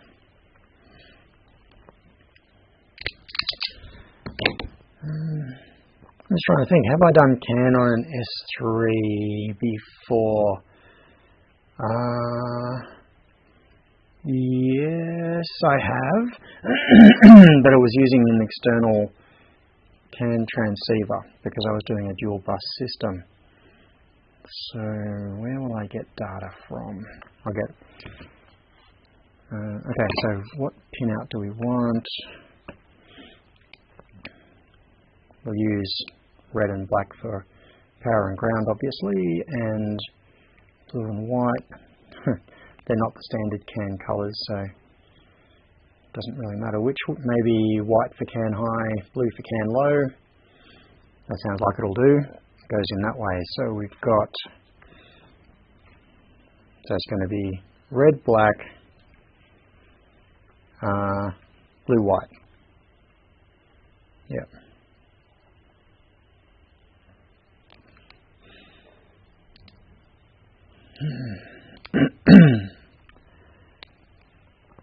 I really feel like I'm going to get to the end of this stream and just fall over. This afternoon I need to finish putting up an outdoor blind at the place I'm staying at the moment. So what it was low, yeah. So my landlord asked if I could help with installing a 2 and a bit metre long outdoor blind, one of those ones that you pull down to give you some shade in summer. And I mounted the main part of the blind last weekend, I think it was, but it's got 2 metal bars that go down on the sides that are attached to the mechanism, so that when you pull it out, it holds it out and latches it in place. And it's a brick house, so it means drilling into the brick and using dynabolts or something to attach the mounting brackets. So I'm probably going to do that this afternoon. Okay, is that correct? So we've got red, black, blue, white. Yep. So I'll just do the same at the other end.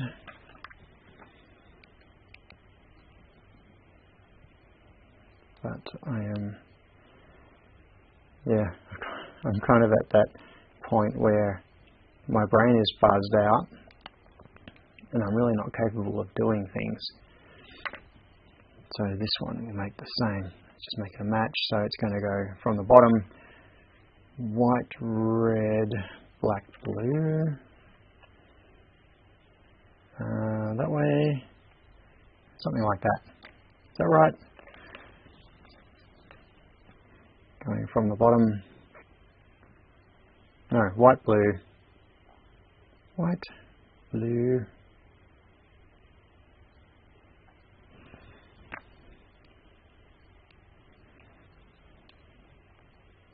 yep.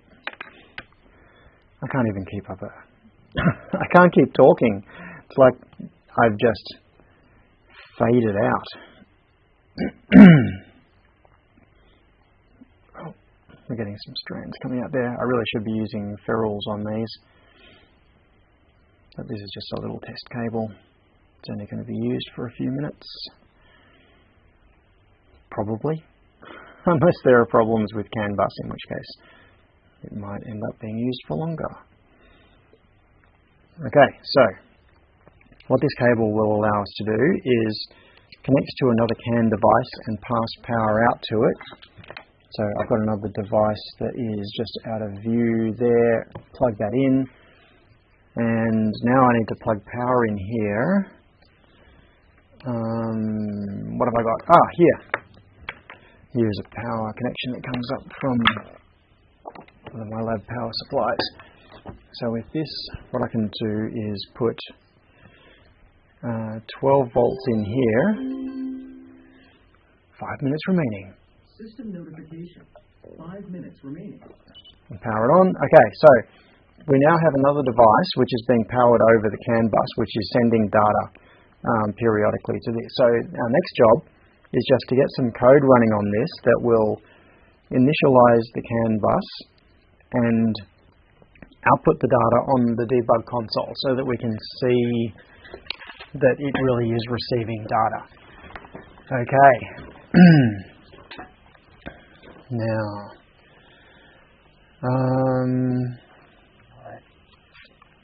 Henrik said, why ferrules? Tin the leads. I could have done that, but tinning leads and then putting them into screw terminals is a really bad idea. It works for a while. It might even work for years, but eventually it fails.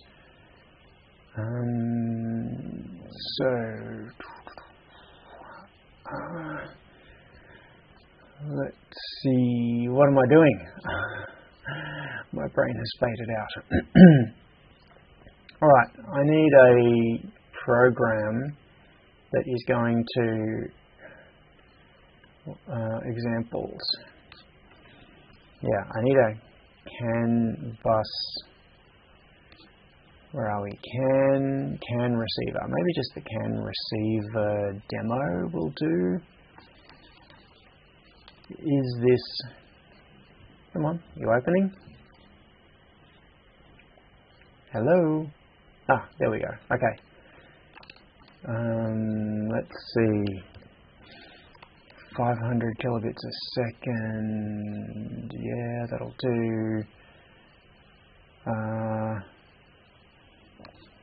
Okay, what I need to do is figure out, I need to look at something else. So I'm going to look at another program I've got that does CAN on ESP32, because I want to be able to configure the pins and things. I just need to find an example. Sorry, I'm still waiting for the file menu to open. Okay, here we go. I want none of those. Oh, that's annoying. Okay. I'm going to open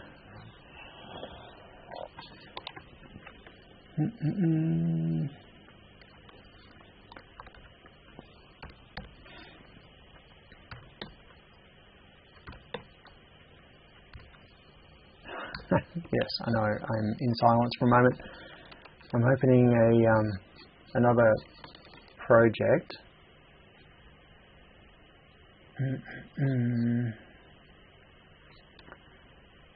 Come on, you gonna open? There we go. Okay, another project that uses CAN, because I want to see how I initialized it in this other project. Now, what have we got? CAN begin. Okay, I wasn't defining any specific pins, so maybe that'll just work. Okay, let's just give it a shot. It's worth a try. But first I'm going to open the serial there and just upload this example as it is. Andrew Gordon says you missing a 2 in your serial speed. Oh, you're right, I am. That's a very good point. So this is going to fail. And that's what that error was when it tried to compile as well. Nope. Okay. What is this error? CAN. Going back to the start of the errors. Oh, come on, how far do I have to go? Many errors. In file included from blah that.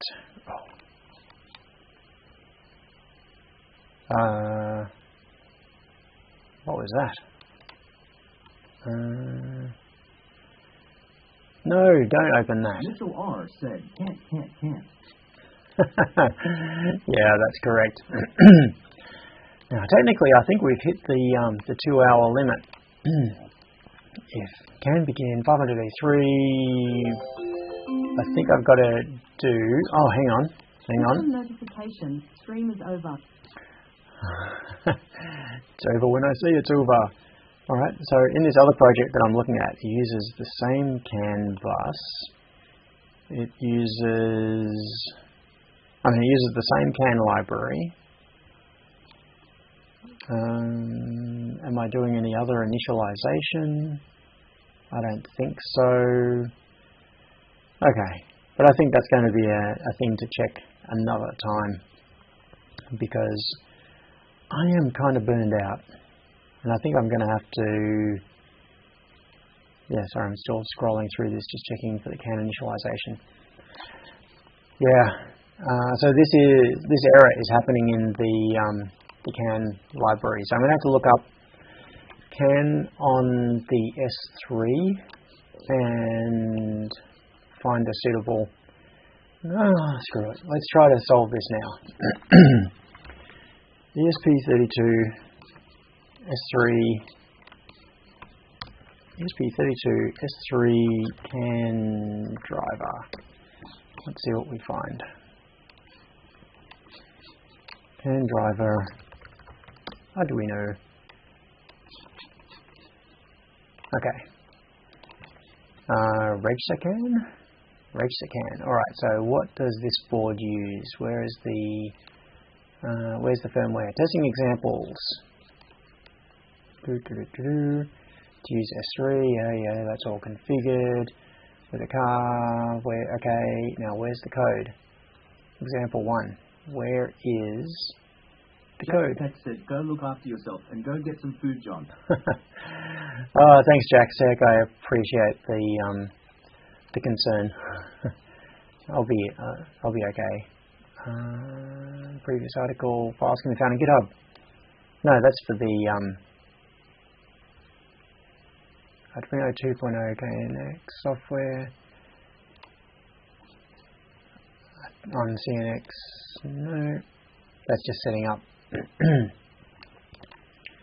Place the unit into an enclosure. Alright, so it's not actually, well, maybe it is on here. Oh, that's a regular ESP32, not an S3. Switching to the ESP32, let's try this one. No, I suspect that they are not sharing their firmware. Maybe they are. No, this is just the housing. Okay. Back out of that one. Okay. Let's see what this has got. So, this is the same project. So that is the code examples. This is what we want. SPI settings, listen to all CAN broadcasts. Yes. What does that do? Get all S3, I know.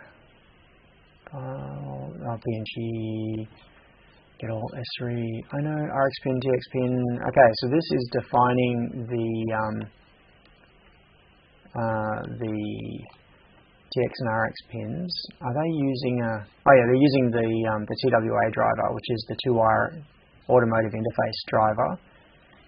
It's receiving a bunch of stuff, printing it. Yeah, maybe this demo will do. And it's starting it at 500 kilobits a second. Okay, cool. Let's just grab this code and use this as a starting point. And open a new sketch. Once Arduino IDE opens, there we go. New sketch, paste that in. And RX pin, TX pin. Okay, so these are the pins for CAN. I don't even know what the CAN RS is. I don't think we're using it. Oh, that's the, no, we don't care about CAN RS. RS is the pin that's used to put it into like a low power listen only mode. So I'm going to ignore CAN RS, get rid of that, and let's check the TX and RX pins on here. So CAN. Okay, so 16 for CAN TX, 17 for RX. So 16 and 17 for TX and RX. So 16 and 17. Computer is hangry. 5 minutes ago. Yep. And what have we got? We've got a serial.begin USB speed. Hang on, USB speed? What? That's a weird speed. 500,000 So what speed is it initializing CAN bus at? Where? Oh, okay. GPIO num tip mode listen only. Where is it setting the speed? There we go. 500 kilobits a second. Okay, so this one we want to be 115,200 and go. Let's see if I've broken it enough for it to come up with a compiler error.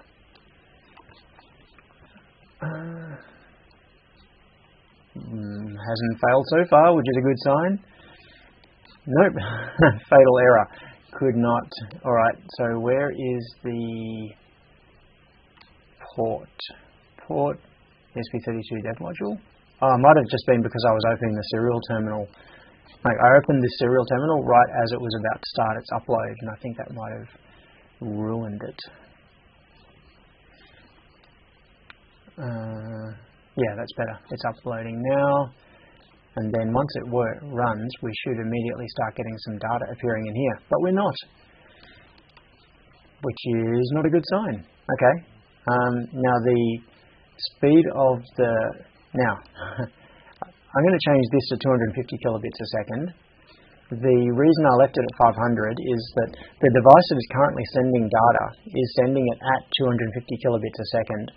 But there is a problem with some of the driver libraries for CAN bus on ESP32 where you have to initialize it at double the speed of what you actually want. There we go, look at this. We are getting data on CAN bus. That's fantastic. Yes.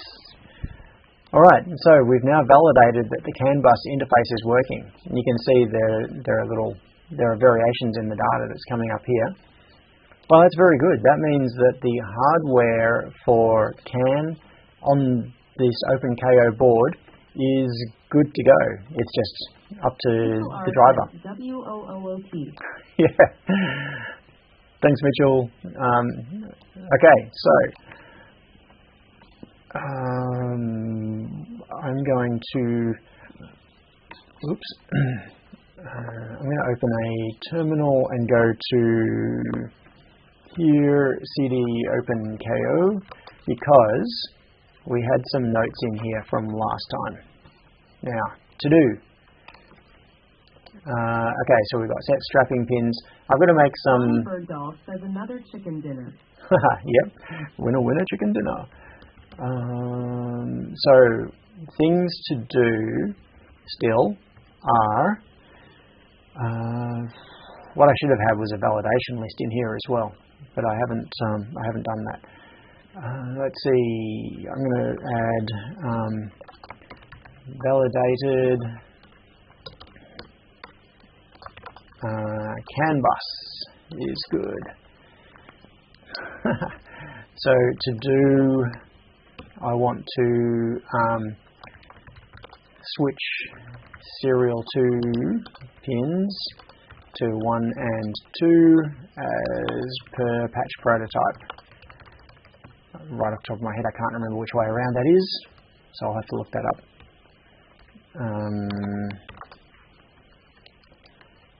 And what else was there? What else did we determine today? So we've got to switch those 2 pins. That's really the only thing we figured out today, wasn't it? There are a number of changes I need to make to the hardware before sending off, but I do need to validate. So what we've got now is validation of comms coming out out those pins. But what I don't know is why OpenKayo, the firmware, is not communicating with the Kayo. So that's and can work. And CamWorks, yes. And so,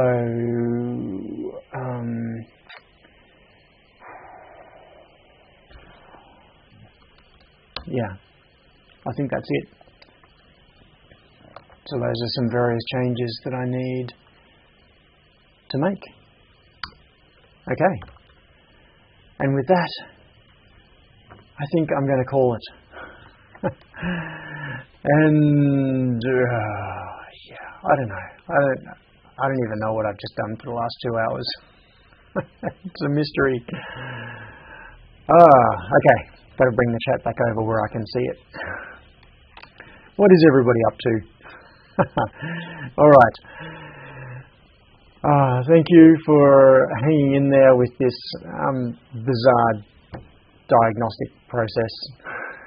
It's not exactly very efficient. Yeah, we did stuff. We did something today at least.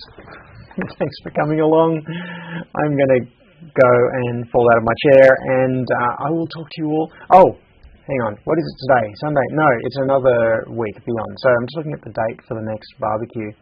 Today is Sunday the 29th of October, which means 5th, which is next Sunday, is not the barbecue, it's the week after that. So it's 2 weeks from today. And hopefully I'll see a few of you there. So, thanks everybody.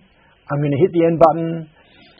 I hope you have had a fantastic weekend so far. Maybe you've been to some... Let's be realistic. Doesn't matter what you do. We'll still come watch the streams in Hangout. Yeah.